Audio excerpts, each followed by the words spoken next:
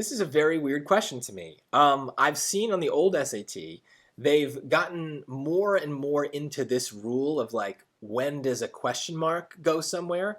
The short answer is a question mark is used for a question. So if something doesn't sound like a question, then it doesn't get a question mark. Um, they do that a lot on the old version of the SAT.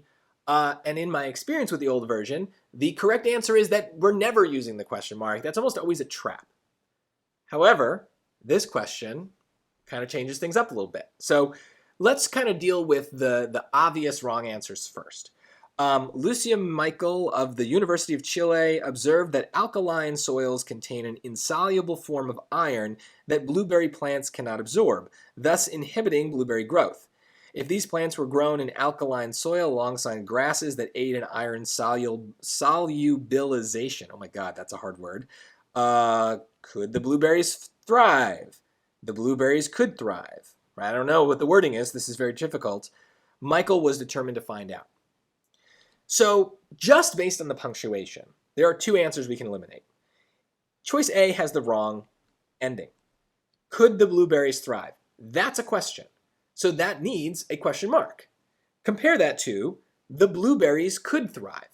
That is a sentence. It is a statement of fact, so that's okay that it ends in a period. But notice choice C switches it up, and it now has a question mark. The blueberries could thrive?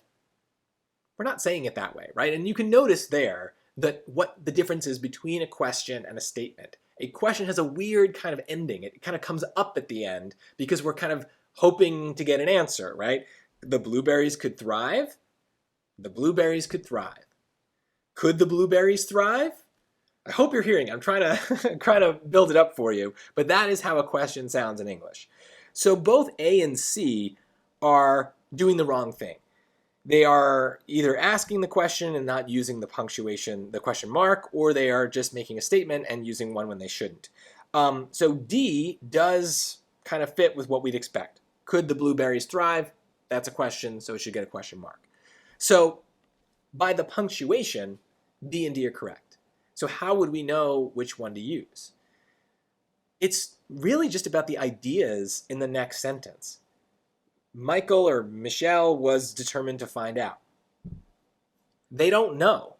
They don't know if the blueberries could thrive.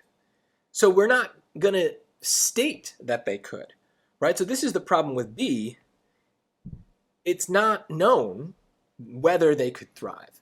B is stating it as a fact. D is doing the right thing, asking the question. So D is the right answer here. This is very unusual. I mean, maybe this will be more common on the new version of the SAT, but on the old version, I don't think I'd ever seen one where this was actually how the answer played out. So this is new to me. But let's look at it. Let's just make sure we understand it by looking at the context. If these plants were grown in alkaline soil alongside grasses that aid in iron solubilization, could the blueberries thrive? Michael was determined to find out. Hopefully now it sounds like you've got the plan here of the sentence and it just kind of all flows and makes sense. But it does kind of add something else that's new to the SAT. Beyond the question mark, I have seen a few questions where the grammar is definitely part of what they're asking about, but there's this element too of like, are the ideas conveyed correctly?